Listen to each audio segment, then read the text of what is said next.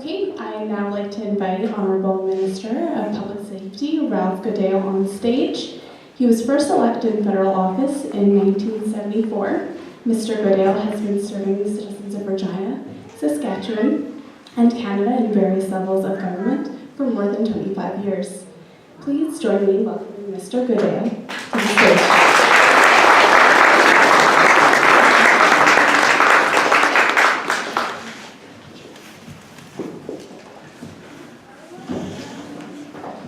Well, thank you very much for the introduction and the welcome, and thank you everyone for your invitation to be here today. I'd like to acknowledge His Worship and Chief Bray and my friend Mark.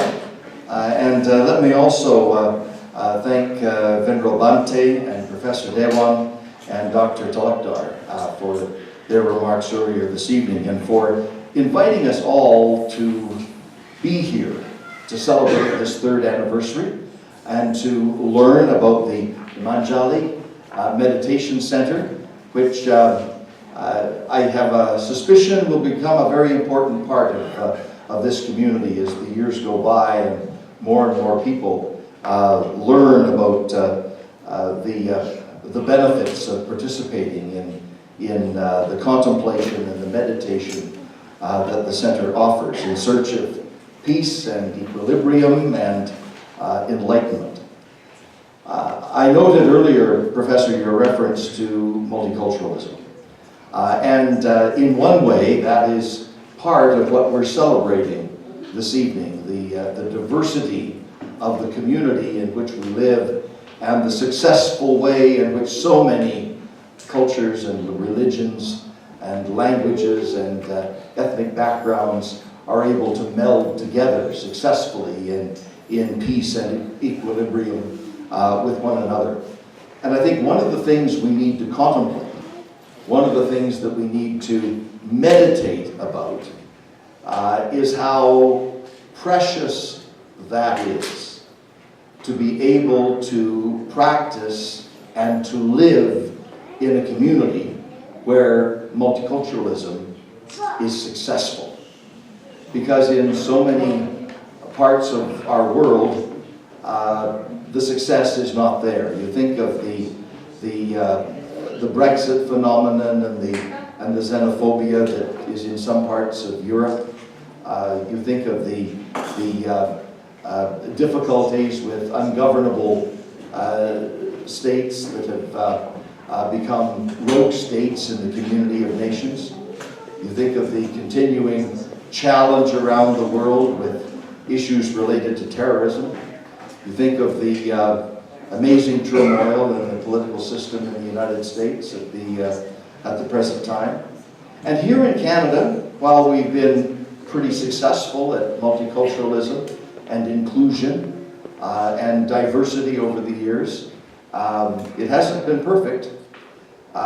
Just a few months ago in this community, there were acts of hateful vandalism in the Glencairn area of our community, where some pretty awful things were scrawled on the back fences and the backs of garages in a certain community in our city.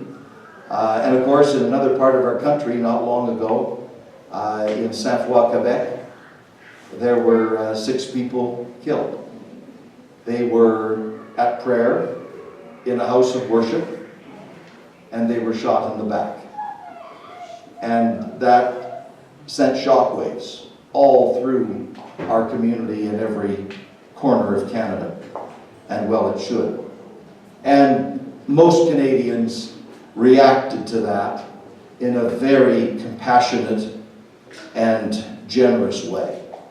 And the instinct to condemn intolerance and to stand with those who have been victimized is crucial in a society that practices successful multiculturalism.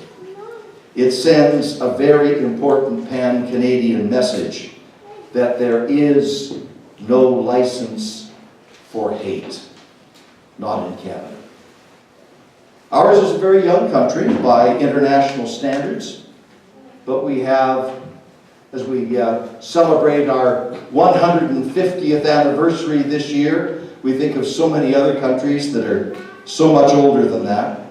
But we have a very complicated population, beginning with indigenous peoples, and then the Norse and the French and the English explorers and settlers, and then over the years, wave after wave after wave after wave of enriching immigration. To the point now where Canada includes every ethnicity, every color, every creed, 2 official languages, and a vast array of cultures, the diversity of the whole world, mixed together, not in a melting pot like our neighbors in the United States, but in an intricate mosaic, very colorful, very rich, and strung out sparsely across the second largest landmass on the face of the earth. And from all of that amazing complexity, we have forged a country. Probably the finest expression of pluralism that the world has ever known. Queen Elizabeth once noted that Canadian citizens are not asked to deny their forebears or forsake their inheritance, but only that each of us should accept and value the culture and the religious freedom of others, just as we enjoy our own. Prime Minister Trudeau has long championed the point that Canada is strong and successful, not in spite of all of our differences, but precisely because of them. And in 1982, his father enshrined multiculturalism in the Charter of Rights and Freedoms in our Constitution. But we should not think that all of this goodwill is just automatic, that it just happens. We cannot afford to be careless with that goodwill, because our history does record some painful failures.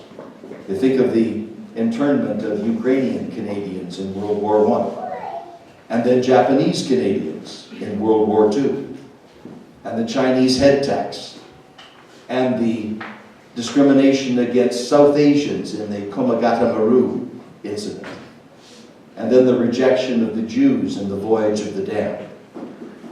And there was an election in Saskatchewan back in 1929, a little footnote in history, but one that we shouldn't forget, where a government was actually elected in Saskatchewan with the active participation of the Ku Klux Klan.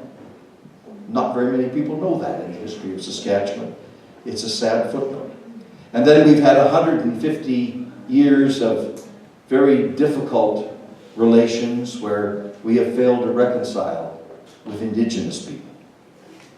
And you see those internet slurs against recent refugees, and that graffiti out in Glencairn, and then the killing in the mosque in Sainte-Foy, Quebec. The truth is, we always need to work very hard at the principled values that bind us together as Canadians. Our sense of fairness and justice, the spirit of generosity, compassion, caring and sharing, open hearts and open minds, and pride in all of this vast diversity that defines Canada. Perhaps better than most countries, we have practiced the creative art of accommodation, to make room for one another, to reach out, to listen to one another, to bridge our differences, and to try very hard to understand each other. And once we have listened and understood, Canadians, for the most part, have been prepared to act with and for each other together. Not because it happens to be in the narrow self-interest of a comfortable majority. Not because we have to do it, but because we want to. because the action that we take together is right for the fair and decent and wonderful country that we aspire to be. So Canada is a triumph of the human spirit.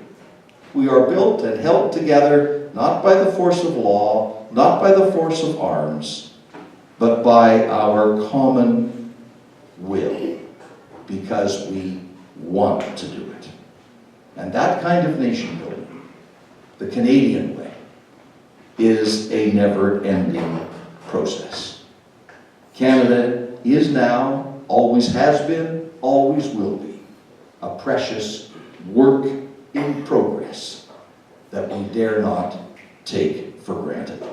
It depends on us, on all of us, always working together.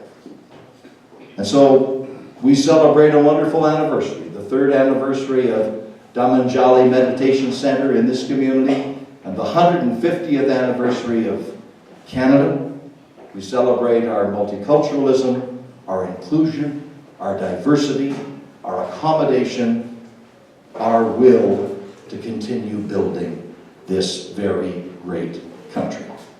And you are a fundamental part of it.